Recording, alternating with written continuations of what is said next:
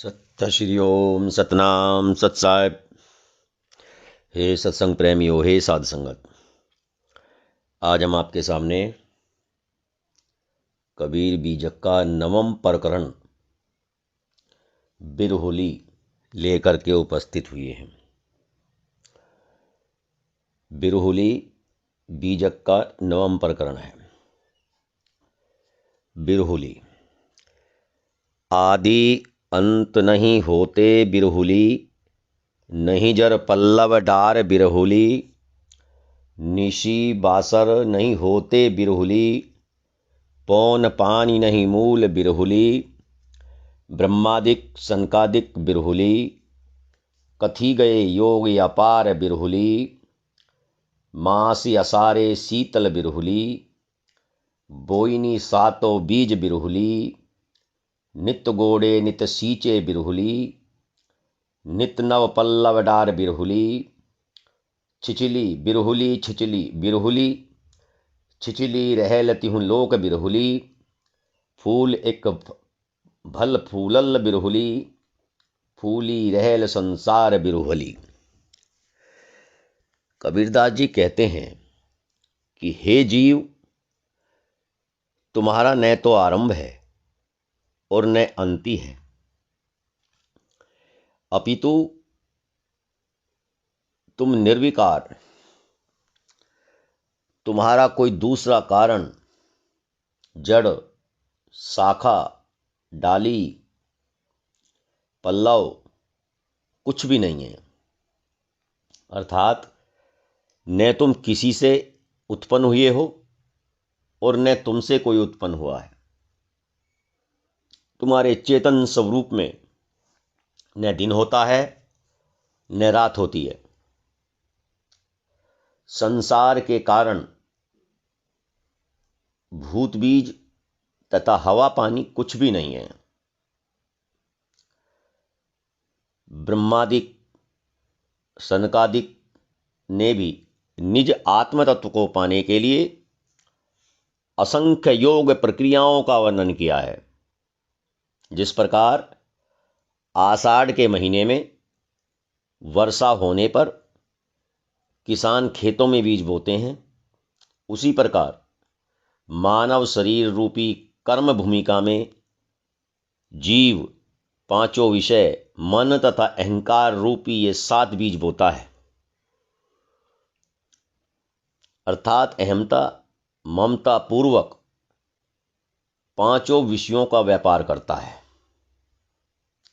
अंतःकरण रूपी खेत नाना कर्मों द्वारा रोज गोड़ता और सींचता है,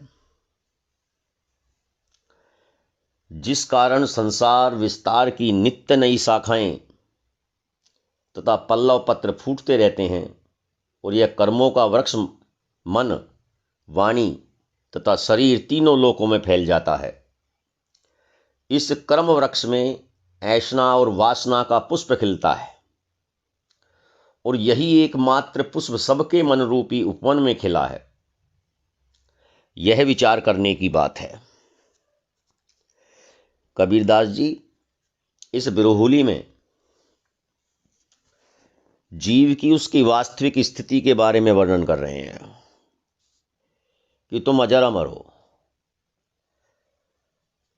तुमसे कुछ नहीं है और तुम भी किसी से नहीं हो, तुम निर्विकार हो। लोगों ने कितनी असंख्य क्रियाएं की हैं इस निज आत्म तत्व को पाने के लिए, और इस बिरहुली में उन्होंने कर्म को श्रेष्ठ बताया है कि कर्म के कारण ही मनुष्य विभिन्न प्रकार की योनियों में आता जाता है, भटकता है, और कर्म से ही उसका उद्धार संभव है। बाकी संसार में किसी भी प्रकार की तीर्थ वर्त जप तप, नाम जप, कोई आराधना साधना या पूजा पद्धति तुम्हारी मोक्ष या मुक्ति का कारण नहीं हो सकता। एक कर्म ही है जो तुम्हें मोक्ष और मुक्ति दिला सकता है। सो फुल लोढ़े संत जना बिरहुली, बंदी के राउर जाय बिरहुली, सोफल बंदे भक्त जना बिरहुली, डसिगो बैतल सांप बिरहुली, विषहर मंत्र न माने बिरहुली, गारुड़ बोले अपार बिरहुली, विष की क्यारी तुम बोयहु बिरहुली, अब लोढ़त का पछिताहूं बिरहुली।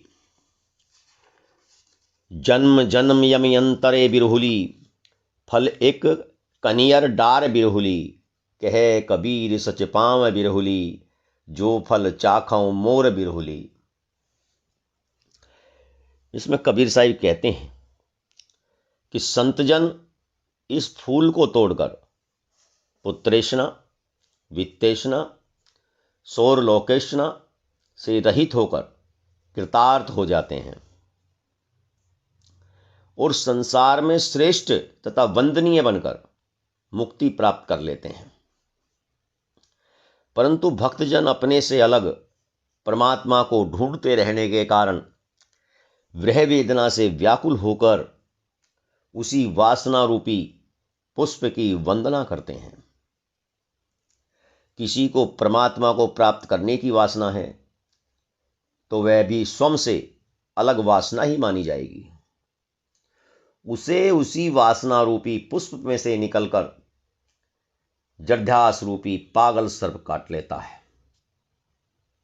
यद्यपि विवेकी पुरुष पारख की अपार वाणी बोलते हैं, परंतु अलग ईश्वर मानकर उसी की वियोग जनित पीड़ा से व्यतीत होने के कारण विष को हटाने वाला मंत्र उन्हें नहीं लगता।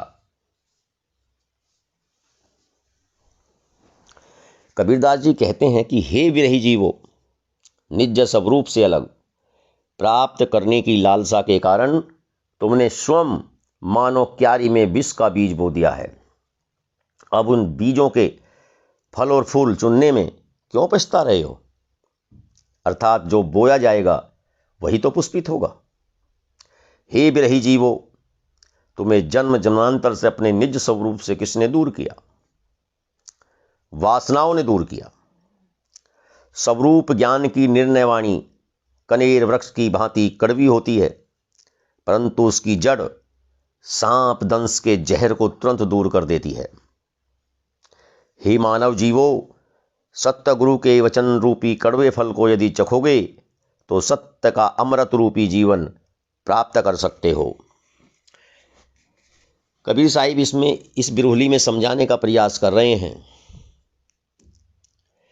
कि जो आत्म तत्व रूपी अपने स्वरूप में स्थित हो जाने की जो स्थिति है, जो ये फूल है, इसको प्राप्त करने के बाद, इसको तोड़ने के बाद पुत्र की इच्छा, वित्त की इच्छा, लोक मान बढ़ाई, प्रशंसा की इच्छा सब समाप्त हो जाती है और संसार में वह व्यक्ति श्रेष्ठ बन जाता है। परंतु जो भक्तजन हैं, जो भक्ति में लगे हुए हैं, वे तो अपने से अलग किसी परमात्मा को खोजते हैं। ये अपने से अलग परमात्मा को खोजने से यह भी एक प्रकार की वासना ही है, वासना ही तो हुई है। तो वह इस वासना के वशीभूत रहता है और ज्ञान की, तत्व की बात तो बहुत करता है, लेकिन वे विभिन्न प्रकार के जो कर्मकांड हैं, जप तप तीर्थ हैं, नाम जप है, आदि में भी लिप्त रहता है। तो इस प्रकार वह वासनाओं से दूर नहीं होता। कबीर साहिब कहते हैं कि सतगुरु की वचन कड़वे फल की तरह होते हैं,